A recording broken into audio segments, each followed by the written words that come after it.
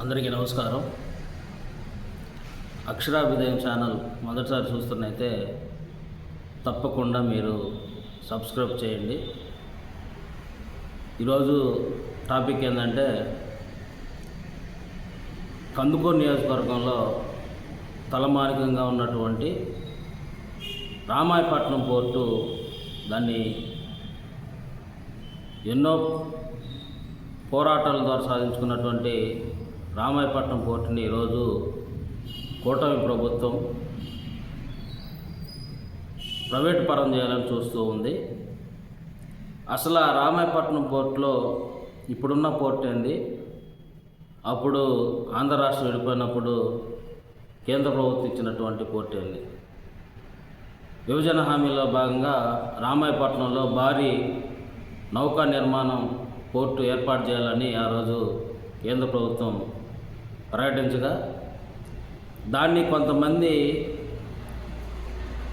అప్పటి కాంగ్రెస్ ప్రభుత్వం ఎంపీలు, చింతామోహన్ అనే ఎంపీ ఇక్కడ రాష్ట్రం మొత్తం సంతకాలు పెట్టించి ఆ పోర్టుని దుగ్గరాజపట్నం తీసుకోవాలని ప్రయత్నం చేశాడు.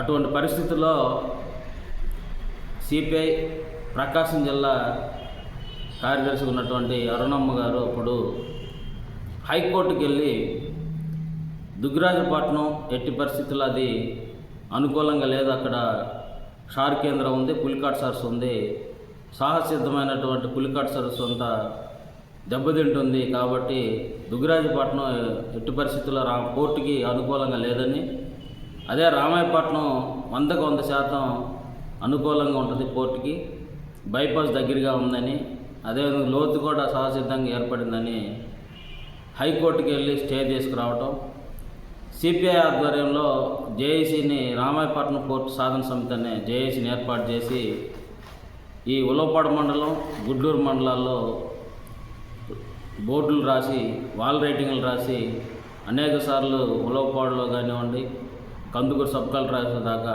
జేఏసీ ఆధ్వర్యంలో అన్ని పార్టీలను కలుపుకొని మీటింగ్ పెట్టి ఈరోజు రామాయపట్నం పోర్టుని ఏర్పాటు చేస్తే,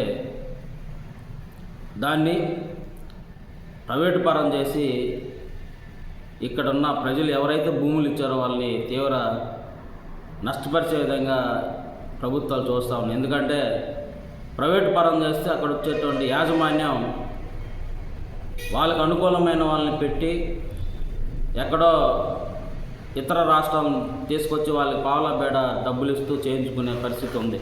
ఇక్కడ లోకల్గా మనం ఆ రోజు రామాయపట్నం ఏర్పాటు చేసేటప్పుడు లోకల్ వ్యక్తులు ఎవరైతే భూములు ఇల్లులు కోల్పోతున్నారో వాళ్ళకే ఉద్యోగాలు ఇవ్వాలి మనం చెప్పడం. ఈరోజు ఇది ప్రైవేట్ పరం చేస్తే ఎటువంటి నష్టం జరిగిందో మనం ఆల్రెడీ కృష్ణపట్నం పోర్టులో చూసాం. ఎందుకంటే అక్కడంతా బీహార్ వాళ్ళు, ఒరిస్సా వాళ్ళు వచ్చి పనులు చేస్తూ ఉన్నారు. వాళ్ళకైతే సాలీసాలన వేతనాలతో వాళ్ళు ఎక్కడికైనా ఇచ్చి పని చేయగలరు. కానీ మనం గవర్నమెంట్ పోర్ట్ అయితే అదేవిధంగా ఏదైతే కేంద్రం ప్రవేశపెట్టిందో అటువంటి పోర్టులు అయితే బాగుంటుంది. ఎందుకంటే ప్రభుత్వం భారీ నౌకా నిర్మాణ పోర్టు అయితే ఇక్కడ ఓడలు తయారవుతాయి. ఓడలు తయారు చేయడానికి టెక్నీషియన్ కానివ్వండి, అదేవిధంగా హమాలీస్ కానివ్వండి, దాని పోర్టు మీద ఆధారపడి ఇతర హమాలీసు ఇట్లా చాలామందికి దాదాపు 1,00,000 మందికి ఉద్యోగాలు వచ్చే పరిస్థితి ఉంది. దీన్ని ప్రైవేట్ పరం చేస్తే ఈ ఉద్యోగాలు నిండిపోతాయో ఇప్పటికే మనం చూస్తూ ఉన్నాం. అక్కడ రామాయపట్నం పోర్టు దగ్గర ఉన్న గ్రామాలు పోయిన వాళ్ళకి లోపల ఎటువంటి ఉద్యోగాలు ఇవ్వాల, కాకపోతే అక్కడ సెక్యూరిటీ గార్డుల మట్టుకు అక్కడ గ్రామాల ప్రజలు నియమించుకుంటున్నారు. మిగతా టెక్నీషియన్ లోపల వర్క్ అంతా బయట నుంచి తీసుకొచ్చి చేయించుకునే పరిస్థితి మనం చూస్తున్నాం. కాబట్టి ఇదే ప్రైవేట్ పరం అయితే ఎంత నష్టపోతామో మనం ఆలోచించాలా. కాబట్టి ప్రభుత్వం ఇప్పటికైనా ఈ యొక్క పోర్టుని, రామాయపట్నం పోర్టుని ప్రైవేట్ పరం చేసే విషయాన్ని వెనక్కి తీసుకొని దాన్ని ప్రభుత్వమే నడిపించాలా. త్వరగా వర్కులు చేయాలా. అక్కడ భూమి కోల్పోయిన రైతులకు కానివ్వండి, ప్రజలకు కానివ్వండి నష్టపరిహారం, భూములు, ఇళ్ల స్థలాలు ఇవ్వాలి, ఆర్ఆర్ ప్యాకేజీలు ఇవ్వాలా.